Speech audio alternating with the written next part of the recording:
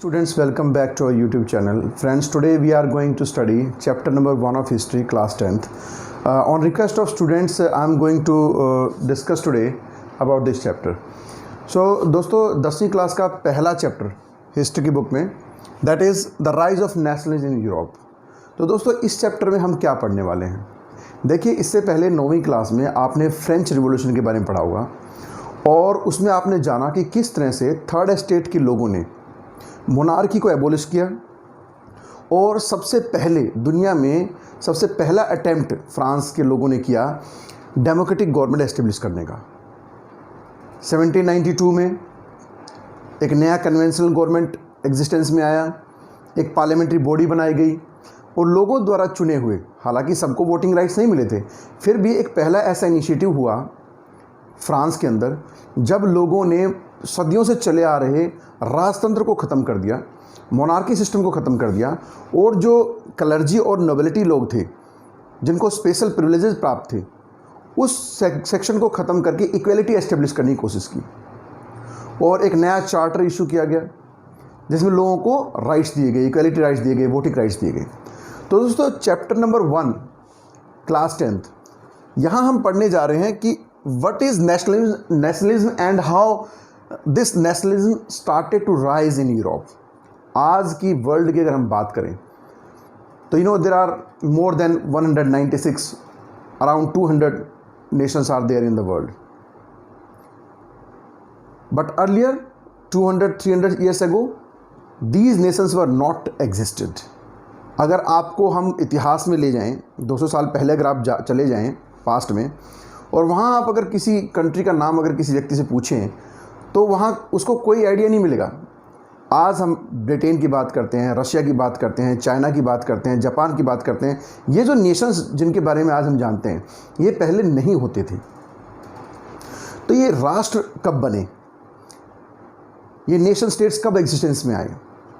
इसके अलावा ये इतने सालों तक राजतंत्र में रहने के बाद वो कौन लोग थे जिन्होंने इन राष्ट्रवादी भावनाओं को लोगों के मन में जगाया, लोगों को प्रमोट किया, मोटिवेट किया, इक्वलिटी को इस्टेब्लिश किया, लोगों के दिमाग में ये बातें, ये विचार कहाँ से आए?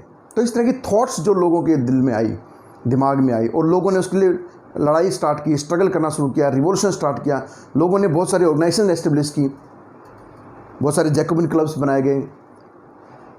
इंडिया में क्या हुआ? इंडिया में भी पहले मुगल्स रूल करते थे, सुल्तान रूल किया करते थे, दिल्ली सल्तनत रूल करती थी. ऐसे बहुत सारी मोनार्की होते थे, एक के बाद एक वंश दर वंश जो है बहुत सारी डायनेस्टीज रूल किया करती थी. लेकिन भारत में अंग्रेज़ों के टाइम पे भारत को आज़ाद करना है, भारत को एक इंडिपेंडेंट कंट्री बनाना है, हमें ब्रिटिशर्स एक्सप्लॉइट कर रहे हैं, ये हमारे रिसोर्सेज हैं, इन पर हमारा अधिकार होना चाहिए, हर व्यक्ति को समानता मिलनी चाहिए, गवर्नमेंट जॉब में इक्वलिटी होनी चाहिए, हमारी वेजेस इक्वल होनी चाहिए. ये सारी बातें शुरू कहाँ से हुई? तो चैप्टर नंबर 1 हमें यही सारी बातें बताएगा. तो दोस्तों इस चैप्टर में हम एक्चुअल में क्या पढ़ने वाले हैं? एक तो हम पढ़ेंगे कि नेशनलिज्म होता क्या है, नेशनलिज्म का मतलब क्या है. तो नेशनलिज्म क्या है? A feeling of pride and affection for a nation state. राष्ट्रवाद क्या है, नेशनलिज्म क्या है?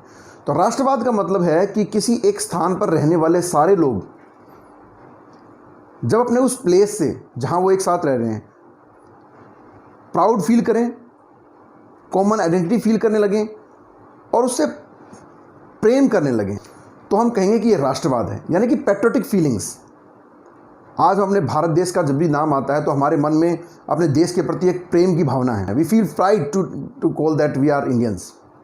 तो ये जो इंडियन होने का जो थॉट है, या कोई ब्रिटेन का व्यक्ति, ब्रिटेन का कोई सिटीजन है तो वो अपनी कंट्री के प्रति सबके मन में एक प्राइड है, एक लव है, एक अफेक्शन है.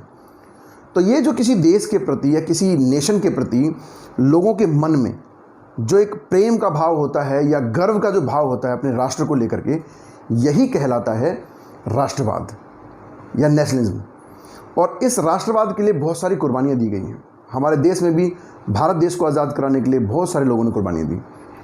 तो दोस्तों पहले ये विचार नहीं थे, ये विचार कब एग्जिस्टेंस में आए, हम इस चैप्टर में ये सारी बातें पढ़ेंगे. मैंने आपको यहाँ पे एक वर्ड यूज़ किया है nation state. Nation state means country या कोई राष्ट्र, कोई नेशन। वो क्या होता है? हम कैसे कह सकते हैं कि ये भारत की बाउंड्री है और यहाँ पे रहने वाले सभी लोग भारतीय हैं? पाकिस्तान के लोग कैसे कहते हैं कि ये पाकिस्तान है, हम पाकिस्तानी हैं? चाइना के लोग कैसे कहते हैं कि हम लोग चाइनीज़ हैं और ये सारा ये हमारी कंट्री, यहाँ तक ये हमारी टेरिटरी है? तो ये जो चीज़ें हैं वो कहलाता है वो नेशन स्टेट। तो नेशन स्टेट कैसे बनता है?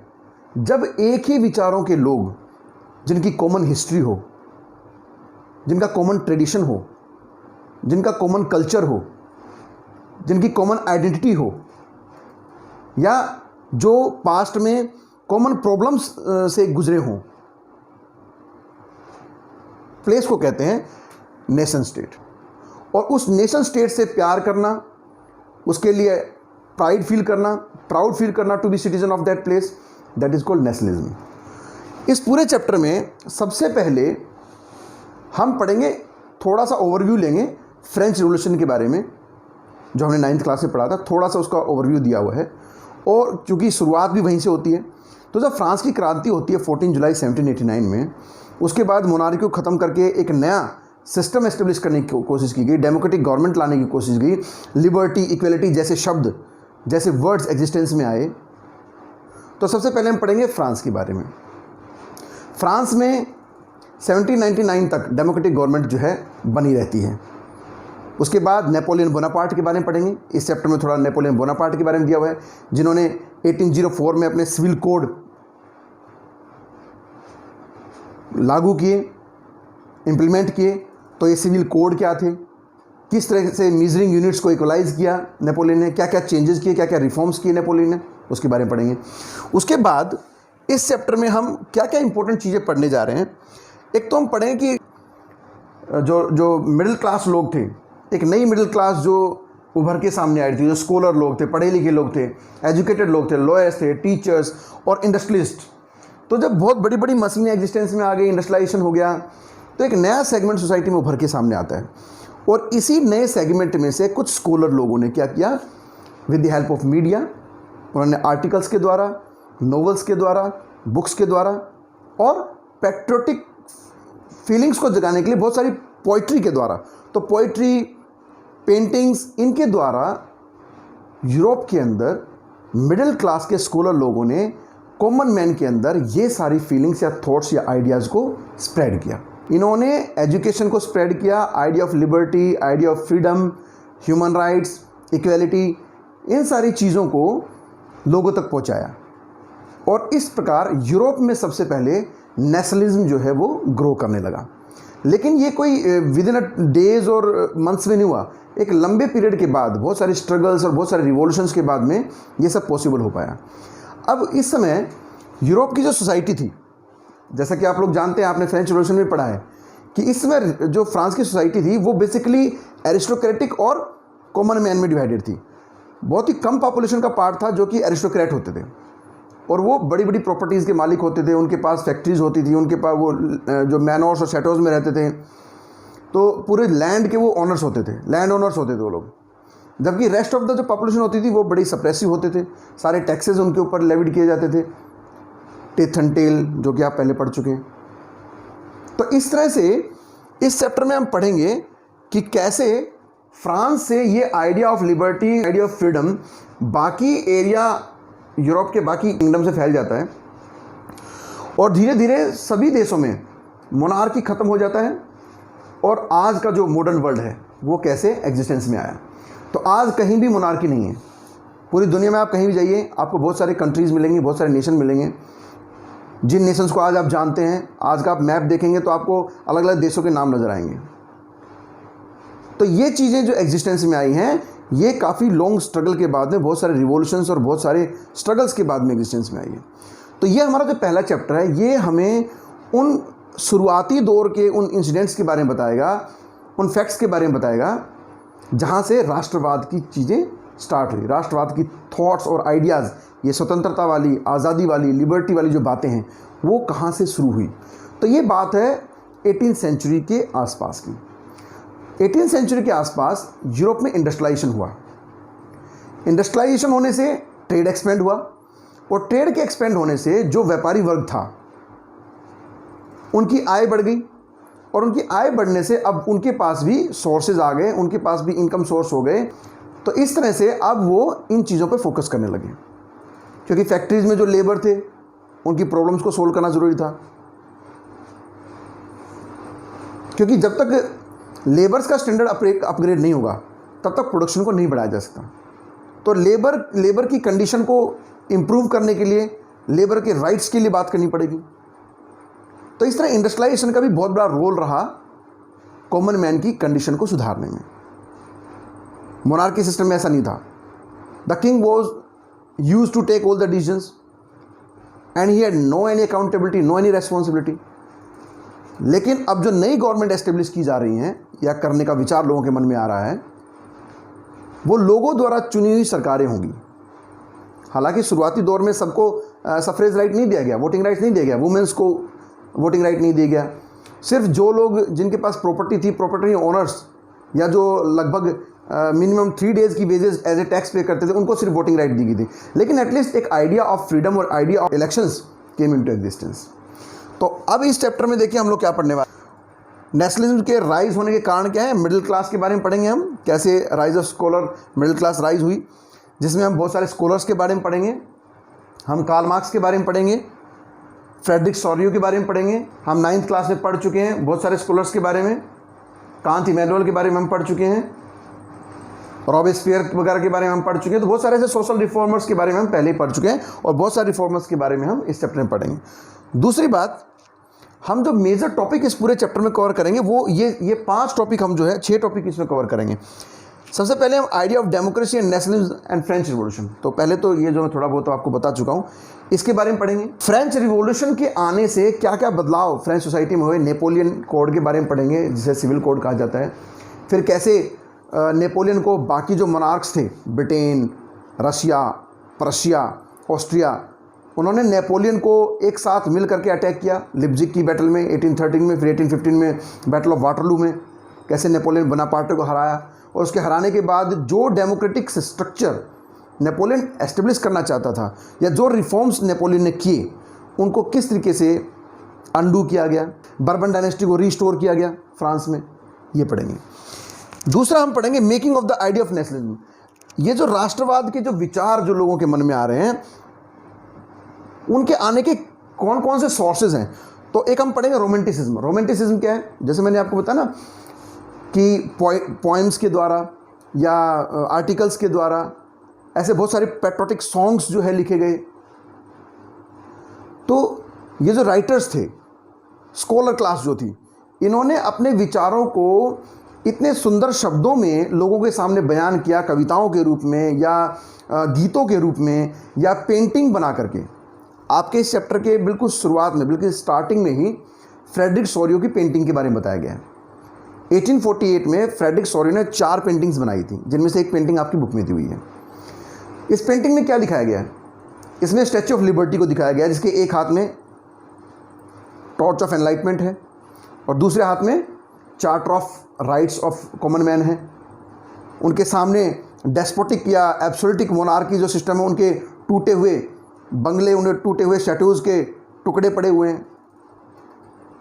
वहाँ से कतार में सारी देश अलग अलग फ्लैग्स के साथ, अपने अपने सिंबल्स के साथ। देखिए हर एक देश का अलग सिंबल है, हमारे देश का अलग नेशनल फ्लैग है। तो ये जो एक आइडेंटिटी, एक सेपरेट आइडेंटिटी जो हो जाती है किसी नेशन की, एक अलग फ्लैग का होना या एक अलग एलिगोरी का होना। एलिगोरी क्या होता है, जैसे हम भारत को एक वुमेन का जो है सिंबल दिया गया है।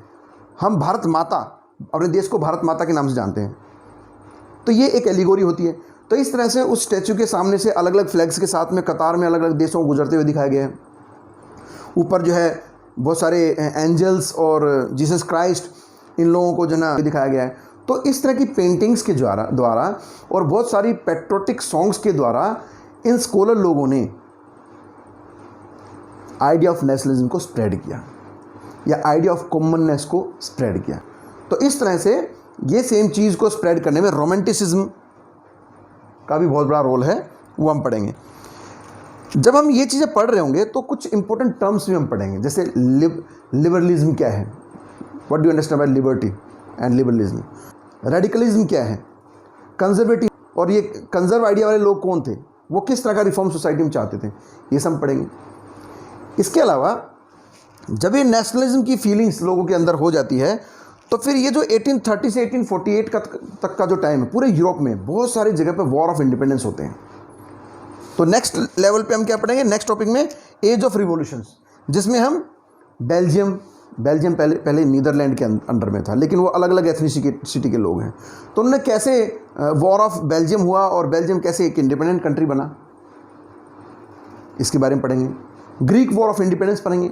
1821 में ऑटोमन एम्पायर के अंडर जो एक ग्रीस था, यहाँ के लोगों में कैसे अपनी राष्ट्रवादी भावनाएं जागी। यही नहीं, यूरोप के दूसरे एरियाज़ के लोग भी इनकी हेल्प करने के लिए पहुँच गए। इसमें हम कुछ लोगों के बारे में पढ़ेंगे। They went to fight for Greek people against Ottoman empire.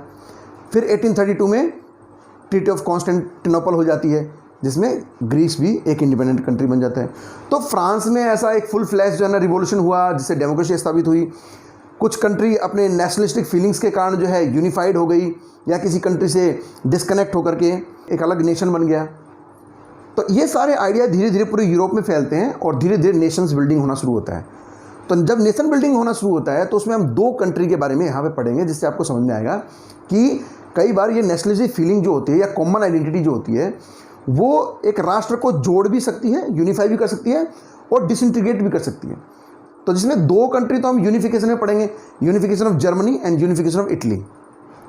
और एक कंट्री है रशिया। रशिया पहले यूएसएसआर हुआ करता था, लेकिन 1990s आते आते उसका डिसइंटीग्रेशन हो गया और बाल्कन स्टेट जो उससे अलग हो गए। और फिर हम पढ़ेंगे कि कैग ऑफ पाउडर कहा जाता है, ओके, और बाल्कन स्टेट की क्या टेंशन है। तो इस तरह से इन 3 कंट्रीज़ की हिस्ट्री हम पढ़ेंगे, यूनिफिकेशन पढ़ेंगे और डिसइंटीग्रेशन पढ़ेंगे। और ये पूरा चैप्टर जो है आपको पूरा एक ओवरव्यू देगा, और कैसे ये कंजर्वेटिज्म क्या था, लिबरलिज्म क्या था। हम इसमें कुछ इंपॉर्टेंट लोगों के बारे में पढ़ेंगे जिन्होंने बहुत इंपॉर्टेंट रोल प्ले किया इटली के अंदर, इटली की हिस्ट्री में। और जर्मनी की हिस्ट्री में हम ओटोमन बिस्मार्क के बारे में पढ़ेंगे, हम पीटर इमैनुअल के बारे में पढ़ेंगे, जोसेफ मेज़नी के बारे में पढ़ेंगे, गैरीबाल्डी के बारे में पढ़ेंगे। जैसे गांधी जी का बहुत इंपॉर्टेंट रोल रहा है, सुभाष चंद्र बोस का बहुत इंपॉर्टेंट रोल रहा है भारत को इंडिपेंडेंट कराने में, ऐसे इन इंपॉर्टेंट लोगों के बारे में भी हम स्टडी करेंगे। तो फ्रेंड्स, आज मैंने सिर्फ ये इंट्रोडक्शन में सिर्फ आपको एक ओवरव्यू दिया है इस चैप्टर के बारे में। अब नेक्स्ट लेक्चर में हम टॉपिक बाय टॉपिक अपनी चीज़ों को क्लियर करेंगे और इंपॉर्टेंट क्वेश्चंस को कवर करेंगे। Thank you friends, see you.